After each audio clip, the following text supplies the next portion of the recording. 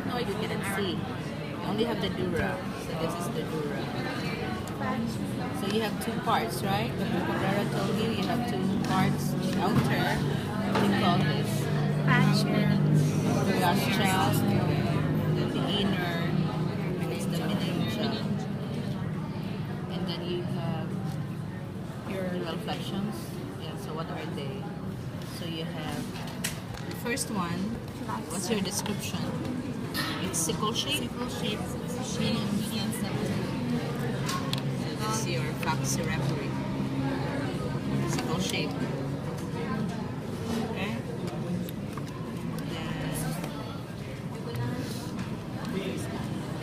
And then the next one.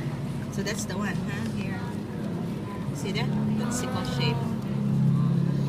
Then the next one. Tentorium cerebelli. So how is it described? Transverse septum placed between the occipital lobe and the Okay, so this one is your tentorium. Looks like a wing. Tent. That's that. And then you have the extension from the tentorium. Small triangular extending from the midline and the inferior surface of the tentorium. So this one. It's only a septum. Okay? So that's your fox cerebelli. Your diaphragma sella is already, it's not here anymore. Okay, so you have fox cerebri, you have tentorium cerebelli, then you have the fox cerebelli. So you only have the dura mater.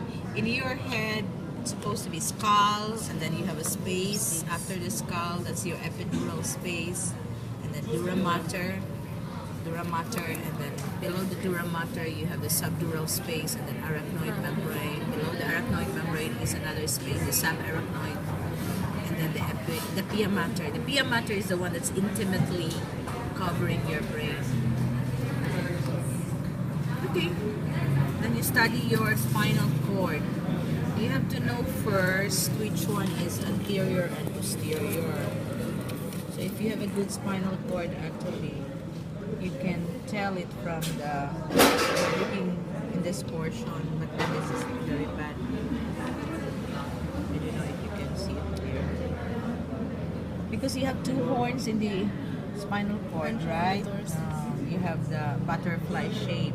So the wider horn is the anterior, and then the posterior is the narrower horn. So if you have the narrower, let's just say, because it cannot be properly seen here. So let's just say that your fatter horn is at this portion. So when you flip it, that means this is your anterior side. You have the narrower horns there on top, then when you flip that side, that's your posterior side. Okay? Okay, so you start with the what's in there first, posterior, anterior. Go to the spinal cord. 17 pages.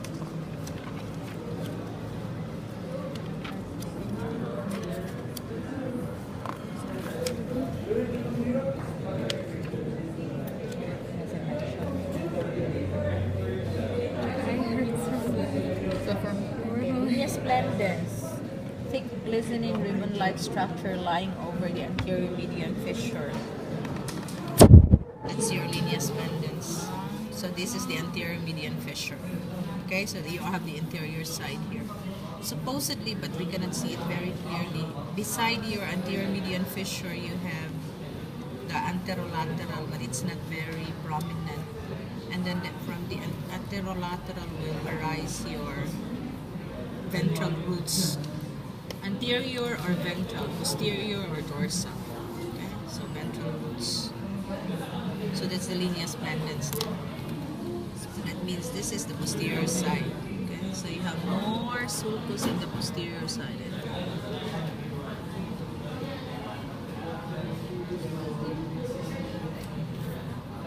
This one is the posterior median fissure, and then this is the posterolateral either side.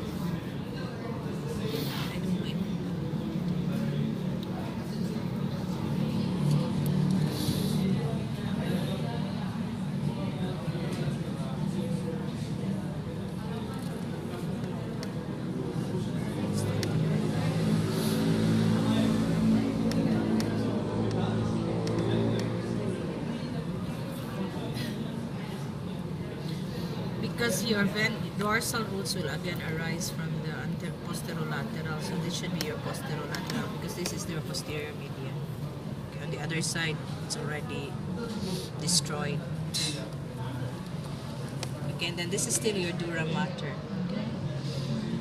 Ligamento denticulatum, lateral extension of the pia mater found midway between the anterolateral and the posterolateral sulcus, attached to the dura mater. So you have to look for something from the posterolateral or the anterolateral sulcus that would extend to the dura mater. I don't know if we still have one here. It's very delicate. Usually it's already cut. You have several, but all of them are delicate, so usually cut.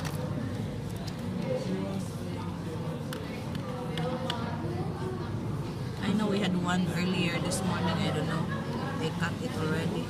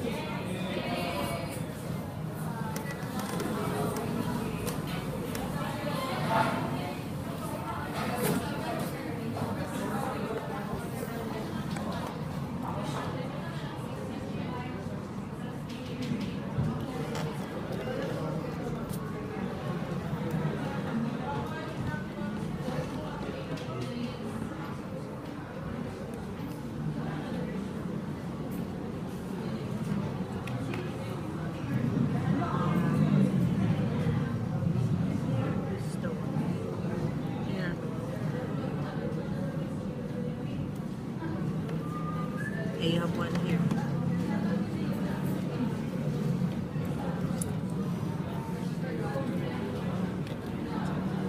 Yeah. It's not properly dissected.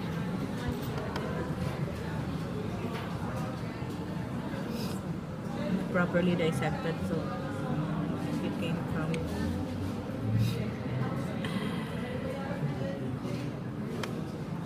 Because it should come from the. Does it come from the posterior? Oh, where are we? Anterolateral. We know this is the anterolateral because you have the linea splendens there, right? See that? That's the linea splendens. So we know that we're on the anterior side. So you have to trace whether it comes from the. It's not very clear. So it should come from the anterolateral. I don't think this is the one. I think it's gone. I'll look for another specimen which has one. Or you can go to the other group. They have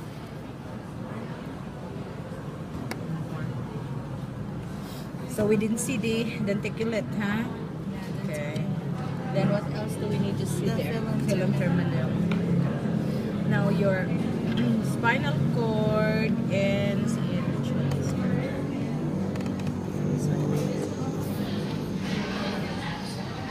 these are your roots, okay? So that's the spinal cord. You look at the end portion of the spinal cord. I don't want to take it out because it inserted. You still have your dural cul-de-sac here, okay? That one doesn't have the dural cul-de-sac. So the cone-shaped end of the spinal cord, this one, that's the conus medullaris. And then this is the phylum terminale here, okay? And then the phylum terminale together with your cauda equina, all this are cauda equina, they will insert into the dural cul-de-sac. Then the phylum terminale extends, inserts into the coccyx to become the coccygeal ligament. So that's it. Cauda equina together with the phylum terminale inserts into the, this is your dural cul-de-sac. You will see it clearly, your conus and your phylum, because the color is different, right? Okay. You just look at the other groups if they have the denticulate ligament, because it's very delicate and easily